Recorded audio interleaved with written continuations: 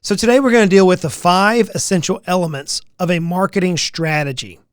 The first element is this. You're basically creating a strategy. You're taking the company's goals, its vision, its mission, its values, and you're building a foundation to attract that idealistic customer. And as we're doing this, we're trying to create a plan, a strategy, a tactic, an action step to exactly meet our potential customer where they're at that moment. Now think about this.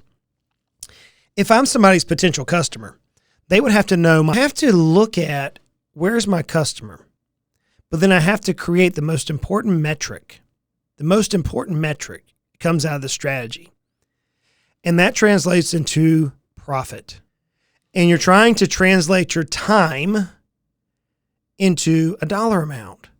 You track the number of hours that an employee spends on a particular project, and you multiply that number by their hourly wage. That gives you an ROI. You're trying to determine, if I'm going to spend $1 on this marketing, what do I have to achieve in sales in order to break even or in order to create a profit? So we have to determine the metric, the return on investment. We also have to determine the success rate. Now keep this in mind.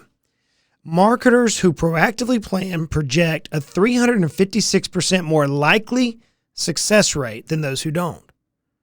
So if they proactively plan, and marketers proactively plan where they're going at, where the people are, et cetera, ultimately that return on investment, there's a 356% greater return on that particular strategy.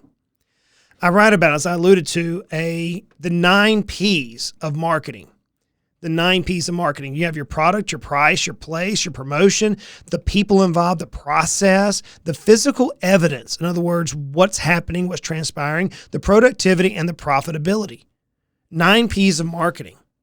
And that's what we're dealing with here. You've got to create a strategy that's going to identify and help you manage, ultimately, the return on investment. But see, that's where the short-sightedness of we business owners often fall in. We'll spend X number of dollars, and then we'll expect an instant return. I remember in my brother's pool business, whenever he first started it, there was a marketing firm who was nationally recognized that we employed. And the marketing firm said, you've got to give us 18 months to break even. You need an 18-month commitment in that business. Now, we committed to 18 months and we broke even in a lot shorter period of time than that, just because of systems and processes and sales ability, various things. But it was 18 months in that business. I know companies that have a longer incubation period than that, and I also know companies have a much shorter incubation period than 18 months. We've got to give it time to work. But we, business owners, often are so meticulous at trying to track our ROI that we'll often are penny wise, pound foolish, as the old saying goes. So if we understand we got to build a strategy, and we'll link the blog posts in here for you to take a look at, we next need to figure out how we're going to capture my attention. If I am in your target audience, how do you get in front of me? Well, there's several ways you can do it. You can go through visual. So I have fallen in love with TikTok. I don't have to think about it. I can watch these crazy videos. I was watching one of this turtle floating on the back of a hippo, and somebody put some music to it, and it was just brainless think time. My wife and I like to watch a couple of couples that make fun of each other, like play gag gifts on each other and fun. I mean, so we've chuckled a lot at this TikTok, but it's a visual marketing. So you can grasp my attention through TikTok. I'm not a movie watcher in the sense that I just sit down and engage in tons of TV. It's just not who I am. So you're not going to get me in commercials. You're probably not going to get me on YouTube unless the boys have me watching Dude Perfect with them, which I love those guys. By the way, friends, if you're out there, you know Dude Perfect. If you know any of the guys there, give them a shout out from Goodbread here. Tell them they're my heroes. So you're not going to be able to target me on visual platforms, but that may be where your particular target is. Now, where you will get me is through research, because I look at a lot of things through research. So through a website, you have to realize that you can reach me. Now, this is sad, but only 64% of business owners actually have a website. And then the ones that many of them have, that's garbage. It doesn't portray what they're actually trying to do. But visual is one way you can reach me.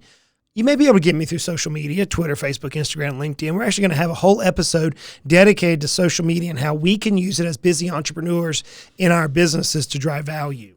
Now, if you're trying to reach me, Justin Goodbread, you're going to need written content. I'm a reader. I can read at a rapid pace. And so I can absorb a lot of content more so than through audio and video. I can just read it.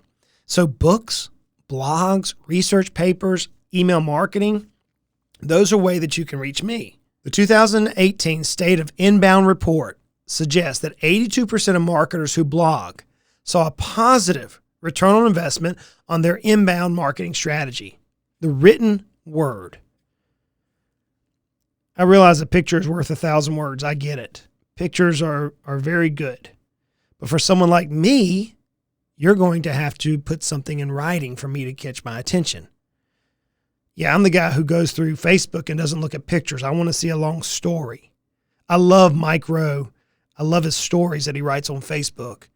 I read a lot of that format, this long paragraph form that just is lighthearted or drives a point home. That's how you reach me.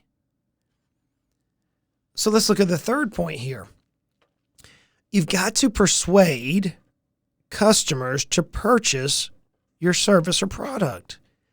It's engagement. It's engagement. I got to tell you, friends, I get so tired of people trying to sell me something. Or they want to give me a chapter in a book so I can go buy their book. They don't even know who I am. And what really gripes me is LinkedIn. Whenever people on LinkedIn want to market to me and try to sell me something, they don't even know who I am. But they've got some system out there that says if they put their solicitation in 10,000 people's names, that somebody's going to buy from them. For me, you've got to engage me. I want to know who you are. It's estimated that as much as 90% of buyers are familiar with the brand before they ever interact with it. 90% of your customers knew who you were and did research before they ever touch base with you. Once you have a client, a prospect who schedules an appointment with you, they're already at 64% chance that they're going to buy from you. 64% chance that they say, I have researched you. I know your ethos. I know your product. I know your service. I am willing to commit. You have a 36% chance that you can mess it up. But that's where marketing is persuading the customer before you ever get in front of them that, hey, you can provide for their solutions. And that's number 4. You've got to provide the customer with a specific action step to take. See, customers have a long-term memory. If you show them that you care over a long period of time, it builds customer service. Customers are likely to spend 140% more after a positive experience than customers who report negative experiences. That's the statistic that's written about in Forbes. Now, let's put some practicality in that. When's the last time you went to a restaurant that was open, that we were dealing with COVID, and you had exceptional service? From the time you walked into the door to the time you left, it was an unbelievable experience. Chances are you left raving about that restaurant. You probably left a bigger tip than the opposite, which I know we've all experienced, that restaurant that doesn't care about us being there. The server was awful. The food was awful. No one could do anything right. We probably walked away saying negative things. So we've got to provide a customer with specific action steps. We call it conversion. Conversion. I want you to think about a ladder. A ladder. You know, like you would climb up to get on top of a house, so to speak. Every rung or step of the ladder is a different point. Ultimately, you want your customer to get to your most profitable product. You ultimately want to get them to the point to where the company is going to be able to get the best return on its investment for that customer. In order to do that, you're going to have baby steps up a ladder. So you may start off by giving away something. What was I watching?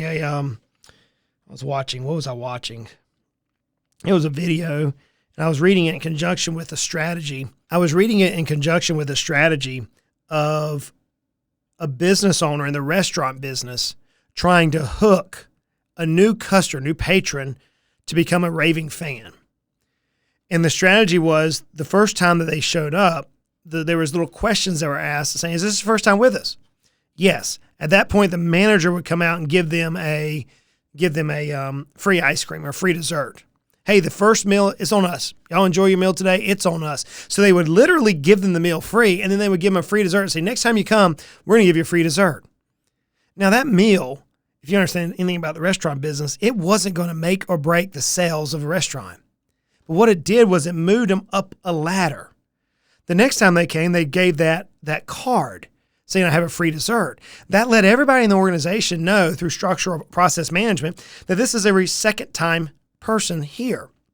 The person, the matriarch or the patriarch of that particular establishment would come out and greet them. Thanks for being a second returning customer. How was your first experience? Great, man. You're going to love the dessert. Hey, next time when you're here, if you bring a guest, we'd like to buy their meal. And what this did in this process was gave steps for that customer to become a raving fan. Friends, we got to do the same thing in our business.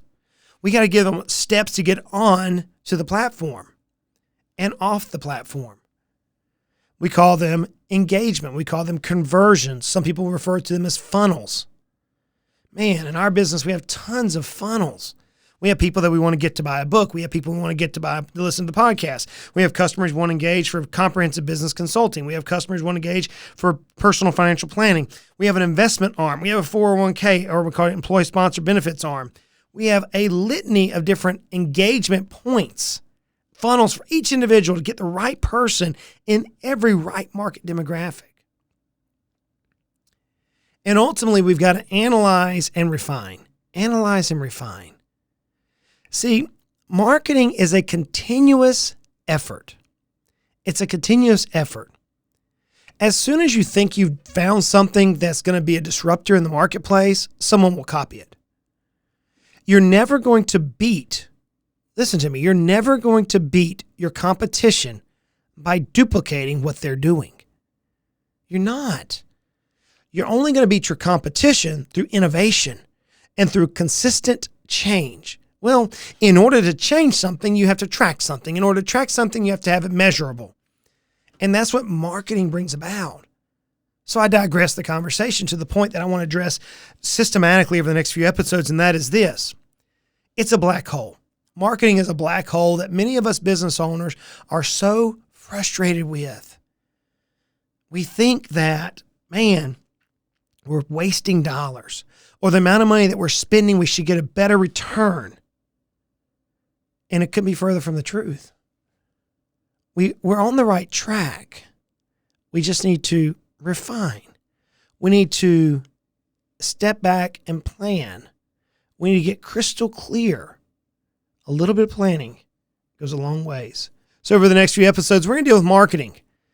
I want you to realize that marketing does work. Every business owner is a marketer first. I said that to a doctor. I visited a throat doctor. My throat's been doing this. Middle of the day, it gets kind of raspy. And I wasn't sure if I had a growth on my throat. He said, Justin, you hurt your throat doing some exercising. So it's going to take some time for my vocal cords to get healed. Ultimately, he gave me the diagnosis of resting my vocal cords. Yeah.